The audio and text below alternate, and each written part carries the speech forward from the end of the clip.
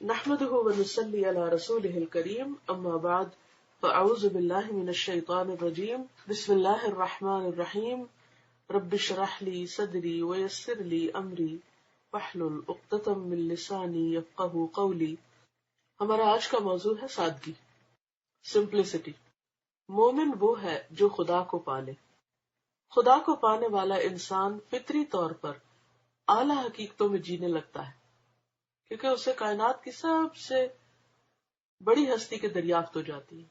تو وہ پھر دنیا کی چھوٹی چھوٹی پیٹی حقیر چیزوں کے پیچھے نہیں بھاگتا اور صرف دنیا ہی کے خواب نہیں دیکھتا، بلکہ وہ ایک اعلیٰ سوچ کا حامل ہو جاتا ہے.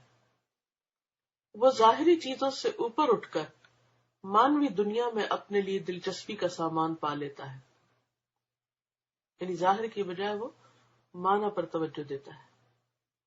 ایسا انسان عین اپنے مزاج کے مطابق سادگی پسند انسان بن جاتا ہے.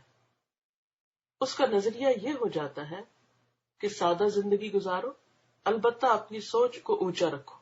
یعنی صرف جسمانی اور مادی فائدوں کی بجائے انسان کے اندر جو ایک اعلیٰ ترین روحانی جوہر اور اس کا انٹلیکچل آسپیکٹ جو ہے شخصیت کا، اس کو نکھارا جائے اور اس کو ابھارا جائے اور اس کے ذریعے کام لیا جائے.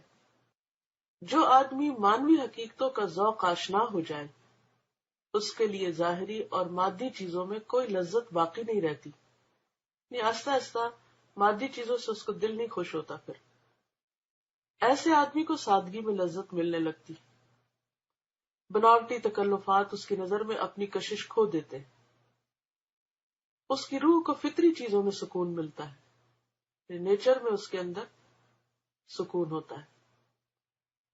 غیر فطری اور مصنوعی رونقیں اس کو ایسی محسوس ہونے لگتی ہیں جیسے کہ وہ اس کی اندرونی دنیا کو بکھیر رہی ہیں. یعنی ان نیچرل اور آرٹیفیشل چیزیں جو ہیں وہ اس کو پسند نہیں رہتی. پھر اسے لگتا ہے جیسے اس کے اندر ایک انریسٹ ہو گیا ہے ان چیزوں کی وجہ سے، جیسے کہ وہ اس کے روحانی سفر میں ایک رکاوٹ ڈال رہی. سادگی مومن کی طاقت ہے، وہ مومن کی مددگار ہے. سادگی کا طریقہ اختیار کر کے مومن اس قابل ہو جاتا ہے کہ وہ اپنے وقت کو غیر متعلق چیزوں میں ضائع نہ کرے، یعنی بیکار کی چیزوں کے اندر نہ الجھے. وہ اپنی توجہ کو غیر ضروری چیزوں میں الجھانے سے بچائے. اس حدیث میں بھی آتا ہے نا، من حسن اسلام المرء ترکہ ما لا یعنیہ. اور اس طرح اپنے آپ کو کامل طور پر صرف اپنے مقصد اعلیٰ کے حصول میں لگا سکے. کیونکہ غیر ضروری چیزوں سے انسان خود کو بچاتا ہے تو ہی کوئی اعلیٰ کام کر سکتا ہے. مثلا آپ لوگ یہ جو علمی کام کر رہے ہیں، قرآن سیکھ رہے ہیں، سکھا رہے ہیں، پڑھنے لکھنے میں لگے رہتے ہیں، تو کس قیمت پر؟ ظاہر ہے کہ دن تو وہی آپ کے پاس جو پہلے تھا، لیکن اب کئی گھنٹے آپ علم کے لیے صرف کرتے ہیں. صرف اسی صورت میں یہ ہو سکتا ہے کہ جب آپ اپنی مادی زندگی کی ضروریات کو کم کرتے ہیں، مثلا گھروں کی سجاوٹ اور صفائی ضروری حد تک تو کرتے ہیں لیکن غیر ضروری چیزوں میں نہیں الجھتے اور اپنے آپ کو بیکار چیزوں میں نہیں تھکاتے، اپنی انرجی کو سیو کرتے ہیں تاکہ آپ بہتر کام کر سکیں. اور اس طرح اپنے آپ کو کامل طور پر صرف اپنے مقصد اعلیٰ کے حصول میں لگا سکے. سادگی مومن کی غذا ہے. سادگی اس کی تواضع کے لیے ایک لباس بن جاتی. سادگی کے ماحول میں اس کی شخصیت زیادہ بہتر طور پر پرورش پاتی، یعنی اس کے اور جوہر کھلتے ہیں، اس کے اندر کے ٹیلنٹ ابھر کے سامنے آتا ہے. سادگی مومن کا حسن ہے. سادگی مومن کے لیے زندگی ہے. مومن اگر اپنے آپ کو مصنوعی رونقوں میں پائے تو اس کو ایسا محسوس ہوگا جیسے اس کو کسی قید خانے میں بند کر دیا گیا ہے. یہ بہت زیادہ روشنیاں اور بہت زیادہ سجاوٹیں اور بہت ظاہری دکھاوے کے کام، ان چیزوں سے اس کو گھبراہٹ ہونے لگتی. مومن آخری حد تک اپنے آپ کو خدا کا بندہ سمجھتا ہے. یہ چیز اس کو ابدیت کے احساس میں جینے والا بنا دیتی. یعنی ہر دم وہ سوچتا ہے کہ میں اللہ کا بندہ ہوں، اللہ کی عبادت کے لیے بنا ہوں.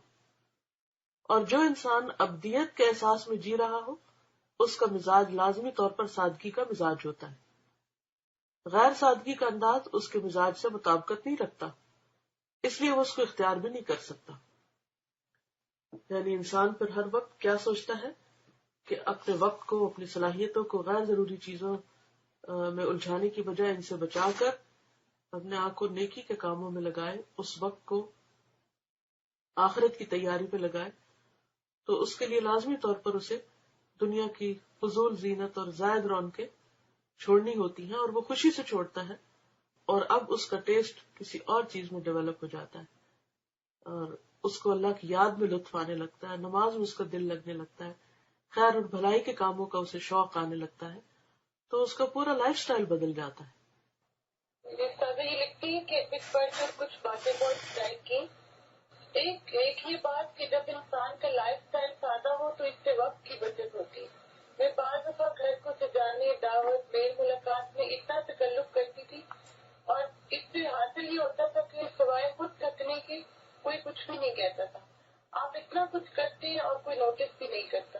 میں نے دیکھا ہے کہ چاہے مہمان جو مرضی ہو، تکلفات سے زیادہ ان کو ہمارا ویلکمنگ ایٹیٹیوڈ، مسکرانا، ان کو اہمیت دینا، یہ باتیں زیادہ اہمیت دیتی ہیں. دوسری بات میں یہ سمجھتی تھی کہ سادگی کا مطلب ہے کہ آپ کے پہننے اوڑھنے میں کوئی اسٹائل نہ ہو، آپ بے ڈھنگے اور آؤٹ ڈیٹڈ کپڑے پہنے. مگر یہ ٹاپک پڑھ کے لگا کہ سادگی مزاج کا نام ہے. جب مزاج سادہ ہو تو انسان آٹومیٹیکلی ایسے کاموں سے بچ جاتا ہے جو بناوٹ، دکھاوا، دوسروں کو نیچا دکھانے، تکبر میں آتے ہیں. یہ بات مجھے بہت اچھی لگی کہ مزاج کو سادہ ہونا چاہیے، جس سے ہم دوسرے معنوں میں ٹیسٹ بھی کہتے ہیں. اگر ہمارا ٹیسٹ سادہ، ایک پلیزنٹ شخصیت کے مالک بنیں گے. اور اگر ٹیسٹ سادہ نہیں ہے تو لوگوں سے ایکسپیکٹیشن بہت زیادہ رکھیں گے اور ایک دوسرے سے کٹ کے رہ جائیں گے. تازہ اگر میری انڈرسٹینڈنگ میں کوئی غلطی ہو تو اصلاح کر دیں. نہیں، ماشاءاللہ آپ نے بہت ہی درست بات سمجھی ہے، اور حقیقت بھی یہی ہے، اور میری اپنی آبزرویشن بھی یہی ہے. ہم اصل میں جو چیزیں اہم ہیں بعض اوقات ان کو وہ اہمیت نہیں دیتے، اور جو غیر اہم ہیں صرف ظاہری اور بناوٹی چیزوں پر توجہ زیادہ دیتے ہیں، جس کی وجہ سے وہ حقیقی مقصد حاصل نہیں ہوتا، اور ہماری کوششیں اور ایفرٹس جو ہیں وہ بھی بیکار جاتی ہیں. کیونکہ ہم عموماً پرتکلف کھانے پکا کر یا بہت سجاوٹ کی طرف جا کر یہ سوچتے کہ لوگ اس سے خوش ہو جائیں گے، اور جب لوگ خوش نہیں ہوتے تو پھر ہم پریشان ہوتے ہیں کہ ہم نے تو اتنا کچھ کیا تھا اہتمام، لیکن وہ پھر بھی ناراض رہے.